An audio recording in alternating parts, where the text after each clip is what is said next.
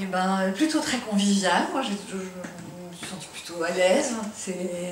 Et puis pour nous, c'est vraiment un moment de détente. Je trouve très agréable de montrer son travail. On a rarement l'occasion de montrer tout un processus comme ça.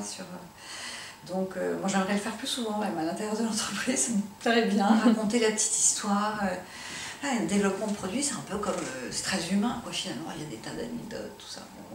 Et alors, du coup, j'ai eu l'impression de manquer de temps. J'avais envie d'en dire beaucoup.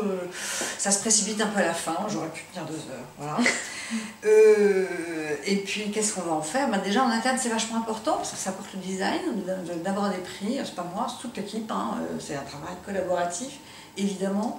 Et puis dans les coms qu'on fait, les quelques coms qu'on fait, mettre le Janus, ça a évidemment une incidence, dire ce produit distingué parce qu'il a un design qui a été reconnu par ses pairs, ça peut évidemment aider, voilà, parce que c'est une bonne chose. Mais c'est vrai, j'insisterai sur même la com interne. Parce que les gens ont une fierté. Enfin, il y a déjà eu le Janus en 2007 et il y avait une vraie fierté en interne. Absolument. Donc ça, c'est un point très très important.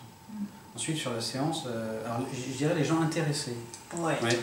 Avec des avis, il y avait un runner, etc. Même sur la fin on sentait des questions intéressées, et puis frustrant parce qu'on a l'impression de ne pas avoir le temps de tout dire. Mais bon.